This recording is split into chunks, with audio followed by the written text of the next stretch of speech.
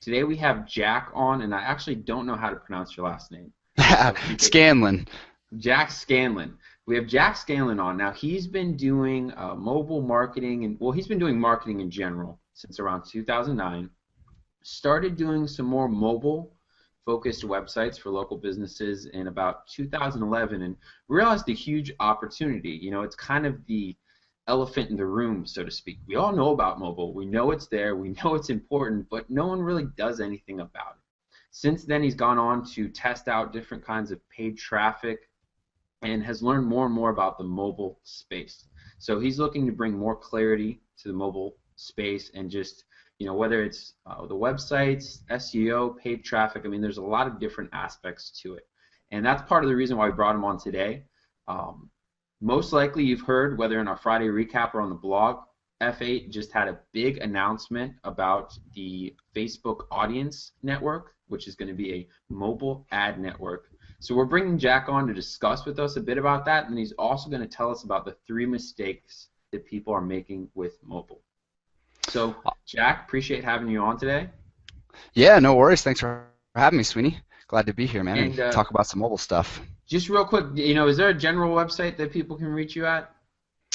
My LinkedIn profile is probably the best, or you can hit me up on Facebook. Either way is good. It's something I need to do, actually, is build out an actual blog, but Well, just got to get around to it. if it's any consolation, there's some. I've had some high-level people on who have blogs that haven't been updated in about 3 years. So Nice. it's fine. All right, so I'll definitely link to that in the show notes. Right So on. we're coming off the announcement of the mobile ad network. So I'm just going to recap this for people real quick, and then we'll kind Sure. of discuss into it. So Facebook recently announced had a very big announcement at F8. There's a few different announcements, universal logins and such, but the one that we're really excited about is this mobile ad network. So Facebook had to transition themselves from right-hand ads to newsfeed ads, so-called native ads, and they successfully handled that transition very well. Now they're introducing their own ad network for apps. This is huge, and you can even install it, they quoted as saying, with a few lines of code. Now, for those of you that don't know, Facebook makes nearly 60% of their revenue on mobile, so they definitely know the mobile space, you know, and have really developed with it. Now, we have some different images that I'll link to in the show notes as well, but basically they're going to have different kinds of ads, you know, full pop-up ad, a banner ad, native ads. I know that app developers will have the ability to kind of just use these standard ads and get running, or if they want to kind of tailor them a bit more. And they also mentioned some examples, just to kind of put a visual for people. 3 examples of how it might look in action. So Target wanted to reach people who use both the Target app and want to see Frozen. They found this audience in the Huffington Post app. Coca-Cola wanted to reach an audience similar to their existing customers, and they found it in a vintage clothing site. And Audible wanted to promote the Game of Thrones audiobook to fans of the show. They found these customers in Cut the Rope. Pretty interesting stuff, Jack. So what's your first kind of initial take on just this announcement? And Absolutely. Well, I mean, for me, when I heard about this, I got really excited because I've been testing out all kinds of different mobile traffic for the past 6 months, and one of the biggest issues with it is all the limitations, right? So when I heard about, in the back of my head, I'm saying they need to bridge the gap somehow. How do we demographic target? How do we get more precise targeting with this app traffic, right? And this announcement is just huge. It bridges that gap. It's going to allow Facebook to take their huge database of information that they have and take it to a completely new traffic source, right? So instead of, just being able to target people on Facebook, it opens up a whole new realm of hyper-targeted ads, right? And so for me, yeah, just very, very exciting, and I think that it's going to be kind of where mobile goes from here, and all the other networks are going to have to play catch-up. Because there's, like I was telling you earlier, there's AirPush, there's Millennial Media, there's all these other companies. They take apps, they consolidate them into these big groups, and it's, let's say the category is health or business or something like that, right? So when you're trying to target people for an ad, you know, let's say your ad is geared towards entrepreneurs, right? Well, you put it into the general business section. How many of those people are entrepreneurs? You know, maybe 10%, 20%, but 80% of those clicks that you're paying for are super untargeted. So this, I mean, this F8 thing is going to change that landscape big time. I would say that marketers, we've become spoiled. Yeah. So I would say we've become spoiled because a lot of people are finally getting into paid traffic, and maybe it's your first time running paid ads, and the demographic and just the targeting within Facebook is, insane. It's Right. not anything we've been used to for a while, with the exception of when Google Pay Per Click came out, with keyword-based targeting, which was huge. Yeah. So we have been spoiled with this targeting, and that's a good point. Trying to target by category. So if I'm targeting business, what if it's an investing product? What if it's a real estate product? What if it's, for online marketers? What if it's Right. offline marketers? I'm wasting almost 70% of my ad budget out of the gate, and it just doesn't make sense. Yeah, exactly. But the enticing thing is, right? So I kept going for the traffic because there's 50% of the people on the internet now are going there from their phone, right?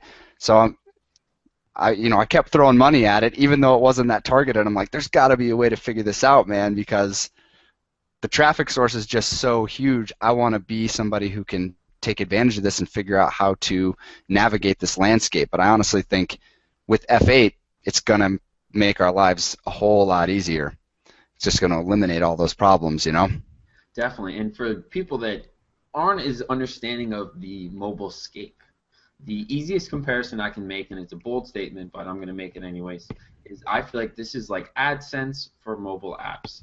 And I mean that in a few different ways, because think about, I couldn't even tell you the date, but almost dinosaur times before AdSense came out, it was hard for a lot of web developers and website owners to monetize their traffic. If you had a blog, for example, back then, and you didn't know much about email marketing or creating offers, even if you got 1 million hits, or, well, let's not say 1 million hits, let's say 10,000 hits a month, it was hard to set up banners and do some of these things. And then AdSense came along, and boom, anyone could easily monetize any website. Yep. This is very similar for apps. There's a lot of apps out there that have a lot of trouble monetizing. That's why you see all these, in your face, hey, buy 20 coins for $1, buy 20 coins, because they're doing everything they can to make money, and just having banner ads in mobile apps doesn't cut it. So with this, and especially with Facebook's targeting and how easy it is to put in any app, it's pretty exciting stuff, and it'll be interesting to see, what kind of. I'll be interested to see like a mobile app developer who only develops apps and then monetizes it using the Audience Network. Right. It'd be interesting to see that guy who's like, oh, I have 20 apps. Yeah, I use the Audience Network and I make 100,000 a month. Because I'm sure there's going to be a few of those guys. Yeah, or I doubled my revenue as compared to what I was running, or whatever the case may be. No, you're right. And the other thing too is apps. I think apps take up like 50% of what people do on their phone. I think I read the statistic. It might be higher than that, but it's like if you're on your phone, 50% of the time you're inside an application. So just like you were just saying, these guys are trying to figure out how to monetize these things. Like, how do I make money? I spent $5,000 getting this thing developed, right? Number one, I want to get my investment back. Number two, I got into this because it was this big pipe dream. Everyone's building apps. I want to make $1 million, like WhatsApp or anything else. So everyone's trying to do that, and then it's like, but the targeting capabilities aren't there. The market's just not there. That, just like you were saying with AdSense, these guys built these blogs because people put this content out online that said, hey, build a blog, you can become a millionaire, right?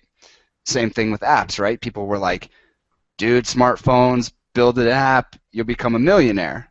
Well, then they're like, okay, well, I got 5,000 users in my app, but none of them are buying anything because the ad process is so antiquated, But anyway, so yeah, I just think that it's going to be really powerful for everybody.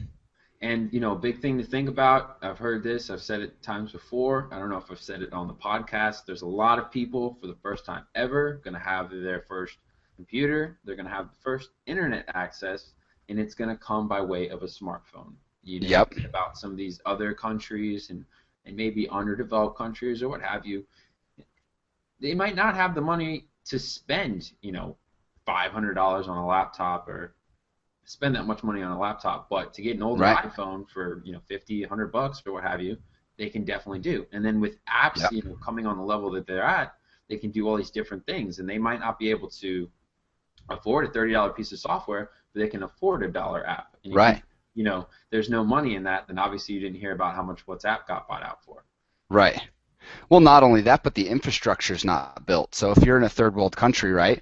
Well, they don't have wires or fiber optic cables running all over the place like we do here in the U.S. It's just that the economy doesn't allow for it. And so with a smartphone, it's all done via satellite. You don't have to be somewhere where there's fiber optic cables ran everywhere, right? Just like you said. So now we're going to be able to access this market that we can put micropayments in front of, right? Like you're saying, apps $1, $2.99 a month, whatever it may be, and it opens up 4 billion people in the world that we didn't have access to before with our $17 info product or whatever it was.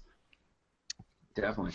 So I mean, it opens up huge different inventory just in general, being able to go across these different apps, and like you were saying, with the targeting now being a lot more focused. Right. It'll be very interesting to kind of see how this plays out. So yeah, for sure. I don't think they currently have any timelines for when F8 is supposed to actually come out. I mean, doing what you've done, we're going to have you talk a little bit about the 3 mistakes made with mobile, but yeah, do you have any kind of other parting thoughts on this? Yeah, I mean, the biggest thing is this, and just to kind of give you a little background so it makes a little more sense, right? So we're talking about bad targeting capabilities. So I started using a software, and I won't name it or anything, but it's a great piece of software. But what it does is it tracks my clicks that I'm getting from these, other networks. So let's say I'm using a network like AirPush, and this is what the targeting capability looked like before. So you throw your advertisement inside of the business category, let's just say, for example. The software tracks every single click that I get, tells me what device type, what carrier they came from, what time of day, breaks all that information down, right? And so you could start to see that, like, okay, the Samsung Galaxy S4, I'm getting conversions there. Everywhere else, I have negative ROI. So I'm going to pause all these other device types, and I'm going to run traffic with this specific device.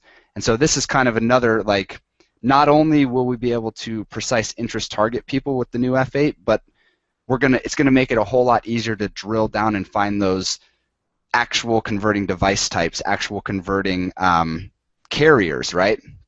Because we talked earlier before the show, like, you can make assumptions about people based upon their mobile plan, whether they're buying an expensive plan. You can kind of make an assumption that, hey, maybe they've got money to spend, I can throw this $17 offer in front of them. Whereas, if maybe they've got a track phone or a prepaid plan or something like that, maybe you don't, as a marketer, it's not smart to throw that kind of offer in front of them. Maybe they go for the dollar app download or the whatever else the case may be, So just that's something else to think about. So, I'm trying to consolidate it for people that haven't been familiar with mobile, but F8's going to roll out targeting capabilities we haven't seen, but it's also going to allow us to, find those sweet spots, those hot spots, those honey holes. So if it's S4 customers on Verizon who convert for, health products, right, we're going to be able to find those things and drill in a lot more precisely. So I'm just excited about it. Yeah, and I mean, just looking at the examples, I really love the. I think my favorite one was the cut the rope example. So Audible's trying to reach these Game of Thrones enthusiasts and fans. Right. So Game of Thrones is a pretty heavy show. It's on HBO, so it tends to be a higher demographic. I would say because HBO is kind of expensive. Mm-hmm. And the content, very sexual, very violent. So, so you're thinking kind of a wealthier demographic, probably a little bit older, and likes these more kind of intense things. Right. And you find their audience on Cut the Rope. You're thinking of kids. You're thinking of, you're not thinking right. of this demographic, but they teenagers realize it, yeah, and reach this audience. So I thought that was very cool and pretty interesting. And even, for Target, they wanted to reach people who use the Target app and want to see Frozen, and they found their audience in the Huffington Post app. Now that kind of makes sense to me because obviously you're probably going after the parents. Right. Because, 6-year-olds aren't buying DVDs; they're getting Yep. the parents to buy them. But it's still an interesting thing to think like, hey, let's push, the Frozen DVD in the Huffington Post app. It's like, wait, what? Right. But Yeah, it's odd. I mean, I think it's going to open up, it's going to take us in a new direction because, there's this capability is so much more open to us. So even if, like, let's say I was browsing in an app or I was playing a game on my phone, right? Well, it's not just stuff about that topic that I'm going to be served. Facebook's going to utilize their technology and be like, Jack likes snowboarding, Jack likes to longboard, or whatever, right? So let's throw some advertisements in there geared towards that, and I think you're right. It's just going to open up targeting capabilities that we kind of can't even really comprehend yet. And it'll be very interesting to see the more savvy, bigger budget marketers. I know it's a big thing that's currently happening because I spoke with a gentleman before about it, and the more native in-app advertising. So, for example, if you're playing a football game, instead of you being able to get a new pair of shoes, you're able to get a new pair of Nikes. And it turns out that users love it. They love these kind of things. And it's obviously great for the brands. So it'll be interesting to see as these things develop if, the cut the rope example isn't the best, but I'll try to use it, if, say, Game of Thrones knew that cut the rope was doing well, if they, had a special cut the rope Game of Thrones level, or like a 5-level series, or some sort of even more in-depth advertising saying, okay, we know a lot of people are here, we're generating good money, let's take it a step further than these band ads, and how do we correlate it to the experience, right? I think that's powerful.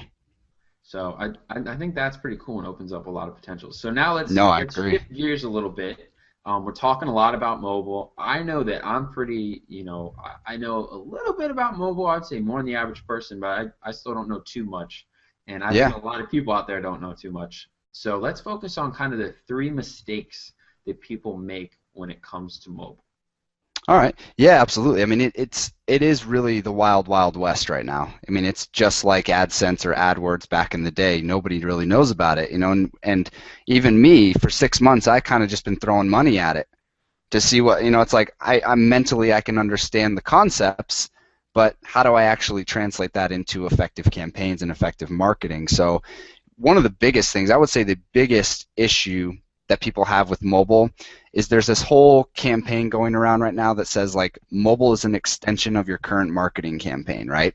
So just if you've got Facebook running and you're doing Twitter and you're doing YouTube and all this other stuff, then just make a responsive, page or whatever, or just include mobile into your campaign somewhere. Tack it on at the end, right? It's not really that important. It's just an extension of everything else that you're doing. So make sure your advertisements on Facebook are, mobile optimized and all those different things. In my mind, that's flawed thinking, right? Because if we look at the mobile landscape, right? So people access the internet on their computer, and then there's a whole other type of person that, like we talked about earlier, that only access it via their phone. So if you're not taking it seriously as not just an extension of your marketing campaign, but it's another arm, right? It's another leg. It's another whole direction that you can take your marketing. If you're not looking at it that way, you're missing out on those 50% of people, right? And I think that that's just something that, like, I'm trying to drill home even in my own marketing, is that it's not an extension of what I've been doing. Don't just slap it on like this Band-Aid that, oh, well, if I get some mobile traffic, then I've got a page that looks okay on mobile, so maybe I'll get some conversions, right? It's completely different because it's a new traffic source, right? People are used to seeing stuff on the desktop. It's this big screen. You can put big ads in there. You can get your message across easily. But if you're not taking it seriously, and when I say taking it seriously, I mean if you have an offer, right, don't just make a responsive page. Make a specific landing page geared towards that offer for your mobile users. Because we kind of touched on some of this, but a mobile user, they want quick, they want easy, They want, here's something that I've used as an analogy, right? It's kind of like if you're at the checkout line at a grocery store, right? You came in, you got what you were looking for in the grocery store, now you're at the checkout line.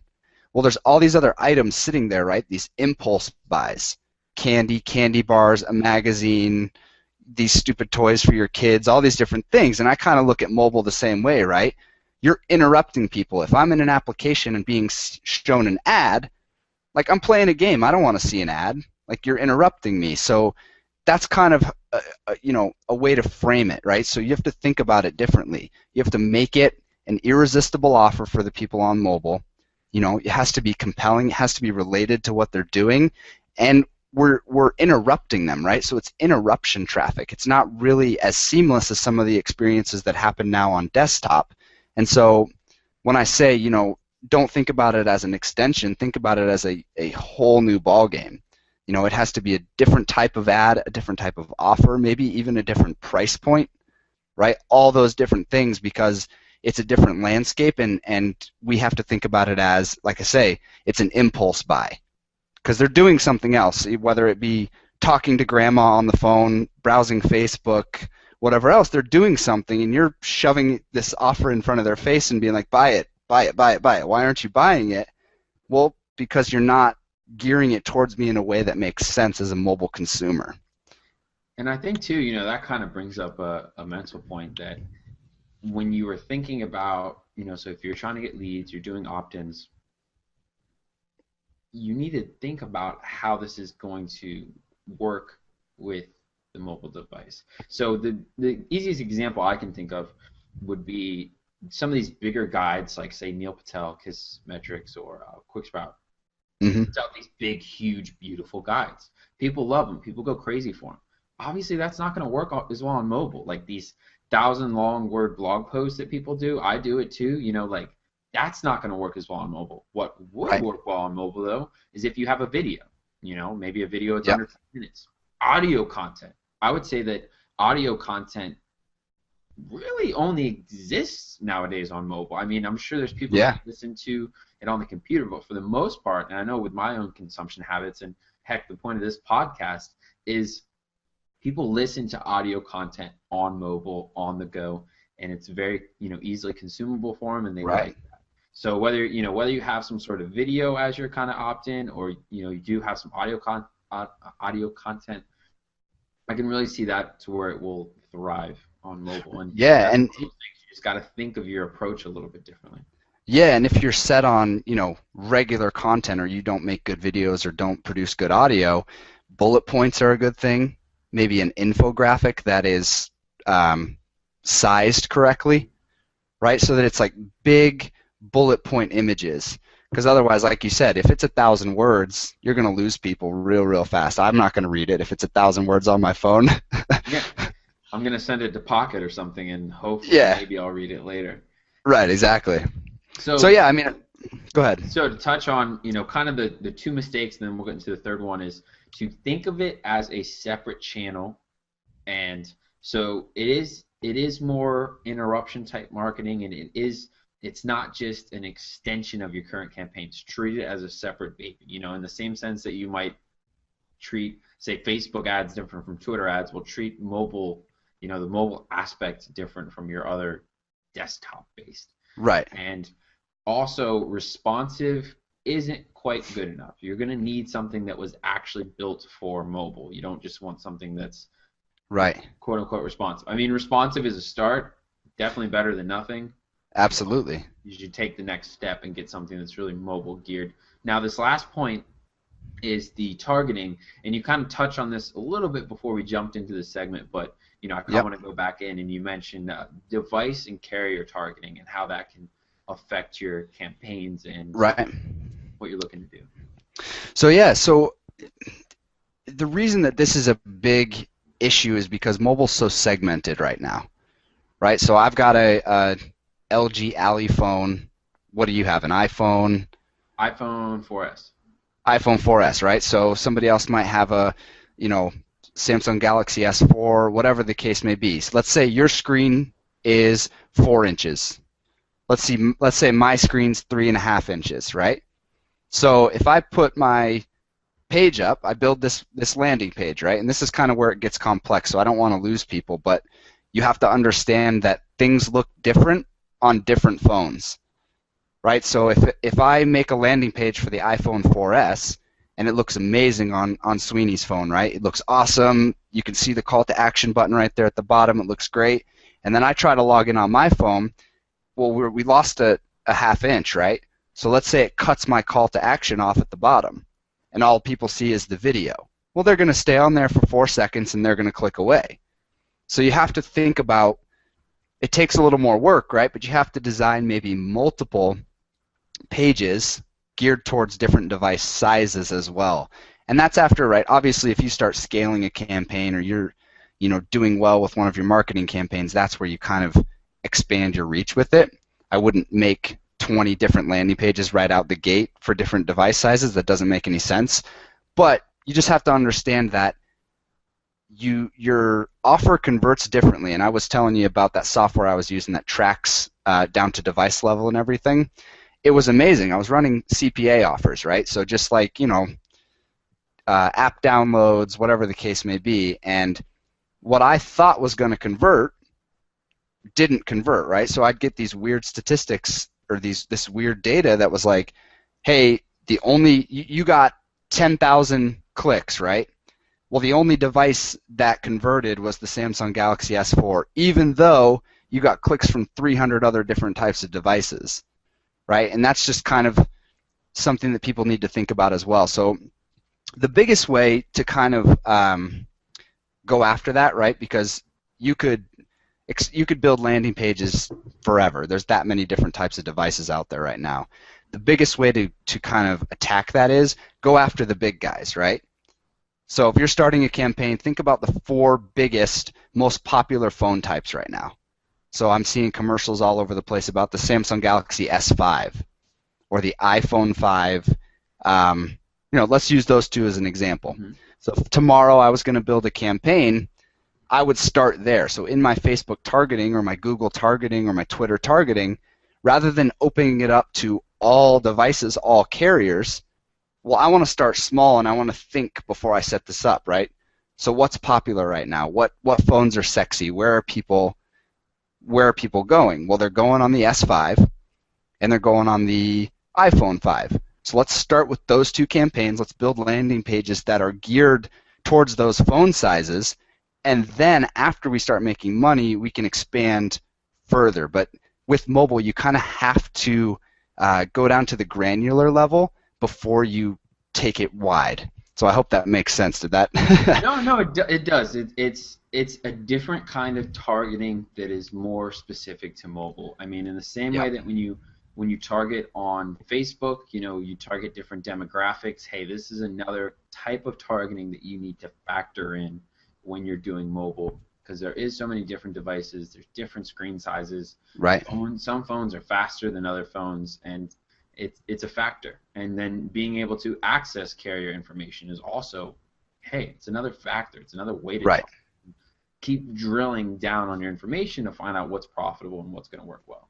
Yep, exactly. So just big point there is avoid most settings default to all carriers, all devices, right? I don't know if you've seen that in Facebook when you set up a campaign, but it says like all carriers, all devices. Well, most people, me included, like I'm lazy, right? I don't want to go in there and dig around. I'll just go, yeah, fine, all carriers, all devices. I don't want to make changes. But if you want to get serious about mobile, you have to go granular at some point. Gotcha. Thanks a lot. We are actually going to have Jack in our members area. We're going to dive a bit deeper into mobile tactics and some of the things he's done and money he's lost and money he's made and where he sees things going. I mean, I still know it's a very open area, and there's not a lot of people that know a lot about it. So feel free to check us out. We would love it if you left us a review on iTunes. Every podcast would, but we would especially truly appreciate it. Let us know what we're doing, what you like, what you don't like, and if there's any guests or subjects you would like us to cover. Now, for the people that want to reach out to you, Jack, what do you think the best way is? Let's see. You guys can, send it to my email, jack@jackloves.me. So jack@jackloves.me. And I'll get back to you there. That's kind of my main marketing email that I send emails from and stuff. So if anybody wants to chat with me, just hit me up there. Be happy to help answer any questions that you have. Gotcha. And if someone gets in touch with us, we'll definitely make sure to put them in contact with you. So if someone, Awesome. if someone has our materials or they're on our list, feel free to just send us an email and ask, hey, what's Jack's contact information? We'll get you hooked up. Appreciate you coming on. Excited to dive a bit deeper with you into this. Yeah, absolutely. Appreciate you having me, man. Take care.